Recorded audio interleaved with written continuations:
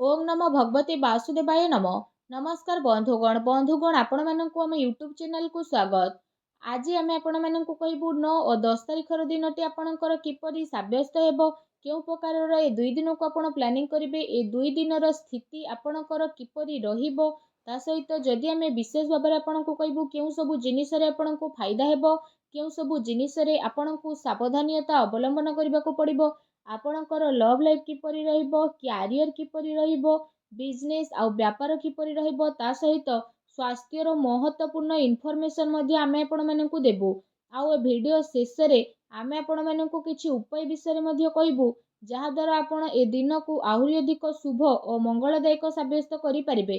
तेणु आगो को वीडियो आरंभ करबा पूर्व आमर आपनकु रिक्वेस्ट कि जदि आपण आमर ए चैनल ले नुआ करी आछंती तो चैनल को सब्सक्राइब करंतु, सांगरे नोटिफिकेशन बेल को मध्य ऑन करंतु, जहा द्वारा समय समय सह नुआ नुआ वीडियो रो नोटिफिकेशन आपनकु मिल जिवो। तो आसंतु जानिबा किपरि रहिबो आपनक पई विशेष रूप रे 9 और 10 तारिखर दिन। जदि सबुठार प्रथमे कहबा कि ए दिन रे कोन आपनक पई विशेष रूप रे पॉजिटिव रहिबा पई जाउछि, जदि आमे आपण माननकु कहबू कि ए दिन रे प्रकृति आपनकु भरपूर साथ प्रदान करिवो, कौनसी लाभदायक एवं महत्वपूर्ण समाचार मिलिबा कारणरू आपण निजको आत्मबल एवं भावनात्मक रूप से बहुत ही अधिक सशक्त अनुभव करिवे। अटकी थिबा कार्य को पूरा करबा पई जदि कहिबा आपण पूरा परिश्रम करिवे, ए दिन आपणक पई बहुत ही लाभदायक दिन विशेष रूप से सिद्ध हेबो। ए दिन कौनसी महत्वपूर्ण समाचार आपणको अवश्य मिलिबो, आर्थिक समस्या सुधुरिबो, अटकी थिबा कौनसी जमी बाड़ी संबंधित कार्य रे आपणको सफलता मिलिबार विशेष रूप से जोग बनुछि। कौनसी पुराणा मित्रंक द्वारा साक्षात हेबा कारणरू मन आपणकर बहुत प्रसन्न रहिबो। ए दिन सुख सुविधा जेपरि जिनिस को किणा किणी रे आपण आपणक टाइम को स्पेंड करिवे, निजर प्रतिभा और क्षमता को बुझिबे, जहा द्वारा आपणकर व्यक्तित्व रे आहुरी अधिक निखार देखिबा को मिलिबो, तथा समाज रे आपणकर छवि देखिबा को मिलिबो। ए दिन व्यस्ततापूर्ण रहिबो, कामर बहुत ही अधिक बोझ रहिबो, किंतु सफलता मिलिबा द्वारा थकापणा आपणको आदो हेबो नाही, उत्साह मध्य आपणकर बनिकी रहिबो। घरे बंधु बांधवक आगमन द्वारा मौज मजलिस रे आपणकर टाइम को स्पेंड करिवे। निजर योजना को सफल बनैबारे ए दिन आपणक पई बहुत ही उत्तम रहिबो। काफी लंबा टाइम रु विशेष रूप से चली आसुथबा कौनसी प्रॉब्लम रु विशेष रूप से आपणको मुक्ति मिलिबो, जहा द्वारा आपण निजको चिंता मुक्त अनुभव मध्य करिवे। किंतु आर्थिक मामला विषय जदि कहबा ठोस आ महत्वपूर्ण निर्णय आपणक पई लाभदायक सिद्ध हेबो। समयर चाल आपणक सपक्ष रे रहिबो, एहार आपण बहुत भरपूर उपयोग करंतु।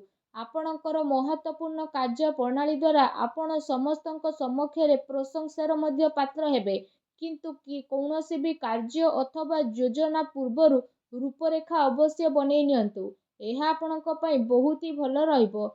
अनेक प्रकार सफलता ए दिन रे आपणको अवश्य ही प्राप्त हेबाकू जाउछि। ता सहित आसंतु जानिबा ए दिन रे आपणको पई कोन नेगेटिव रहिबो। निजर क्रोध एवं तर्तर जेपरि स्वभाव उपरे आपण नियंत्रण रखंतु। कौनसी संबंधी बा पड़ोसी सहित वाद विवाद जेपरि स्थिति आपणकर उत्पन्न होई पारे, ठीक हेबो कि निजर कार्य उपरे आपण ध्यान दियंतु। अन्यर अजथा खर्च को नजरअंदाज करंतु। मनरे कौनसी भूल बुझामणा जेपरि आशंका हेबार विशेष रूप से संभावना बनुछि। निज स्वभाव रे नियंत्रण रखंतु, कारण केबे केबे आपणकर क्रोधपूर्ण बाणी अन्य को आहत करि देई थाए। एहा सहित संबंध रे मध्य आपणकर कटुता आसी थाए। आयर संसाधन रे जदि कहबा आपणकर स्थिति बदलिबो, किंतु खर्च मध्य आपणकर बढ़िबो। सेति पई निजर बजेट अनुसार खर्च करंतु। किछि अस्वस्थता मध्य आपण अनुभव करिवे, किंतु आपणकर कॉन्फिडेंस आपणको एक्टिव बनेकी रखिबो। एहा सहित अन्य कारणरू जदि कहबा कौनसी प्रकार धनहानि मध्य आपणकर होई पारे।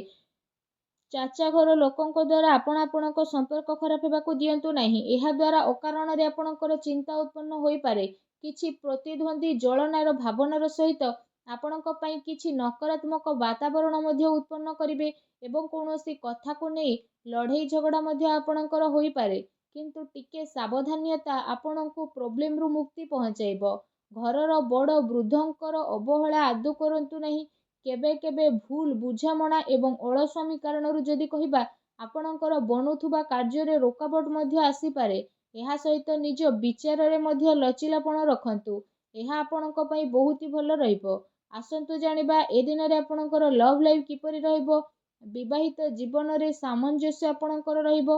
ମନୋରଞ୍ଜନ ସମ୍ବନ୍ଧିତ କାର୍ଯ୍ୟରେ ସମୟ ବ୍ୟତୀତ ହେବା ଦ୍ୱାରା ପରିବାରରେ ହାସ ପରିହାସରେ ଖୁସିର ମାହୋଲ ରହିବ।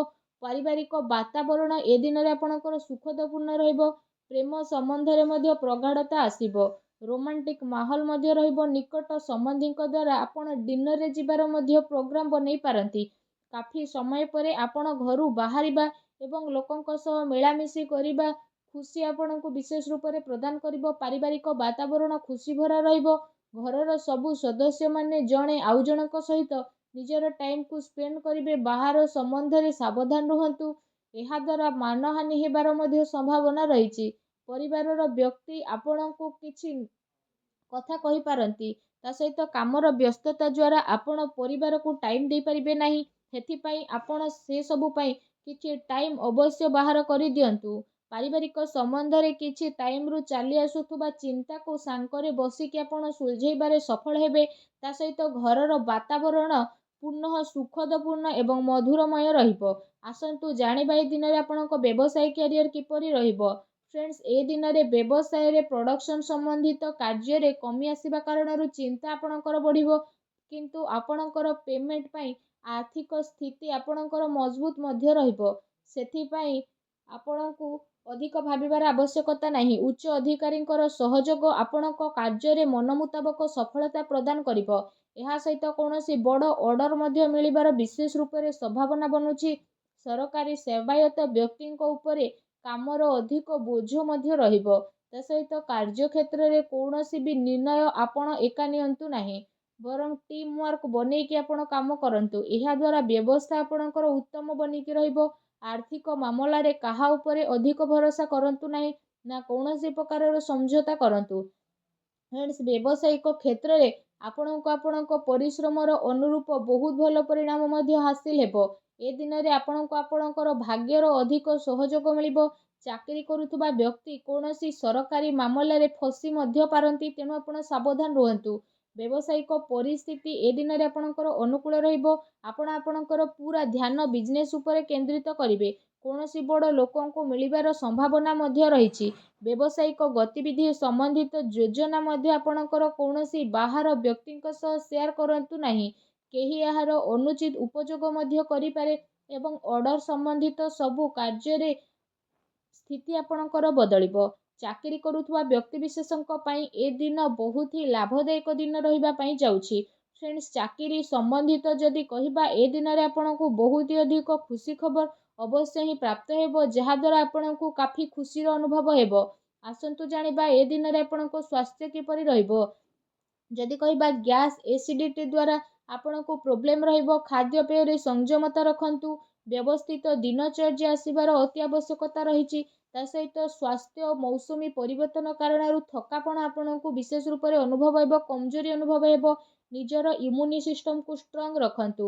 ଏହା ସହିତ ନିଜ ସ୍ୱାସ୍ଥ୍ୟକୁ ଆହୁରି ଅଧିକ ଭଲ ରଖିବା ପାଇଁ ଆପଣ ପ୍ରତ୍ୟେକ ଦିନ ଯୋଗ କରନ୍ତୁ, ବ୍ୟାୟାମ କରନ୍ତୁ, ସୁସ୍ଥ ରୁହନ୍ତୁ। ଆସନ୍ତୁ ଜାଣିବା ଏ ଦିନରେ ଆପଣଙ୍କ ପାଇଁ କ'ଣ ବିଶେଷ ଉପାୟ ରହିଛି। ଏ ଦିନରେ ଆପଣ ସ୍ନାନ ଆଦି ବିଶେଷ ଭାବରେ କରିସାରିବା ପରେ ବହୁତ ହି ସଚ୍ଚା ଦିଲରେ, ବହୁତ ହି ସଚ୍ଚା ଭାବରେ ଚାଉଳ ଏବଂ ଦୁଗ୍ଧର କ୍ଷୀର ବନାନ୍ତୁ। ସେଥିରେ ଆପଣ ଚିନି ବଦଳରେ ମିଶ୍ରି ମିଶାନ୍ତୁ।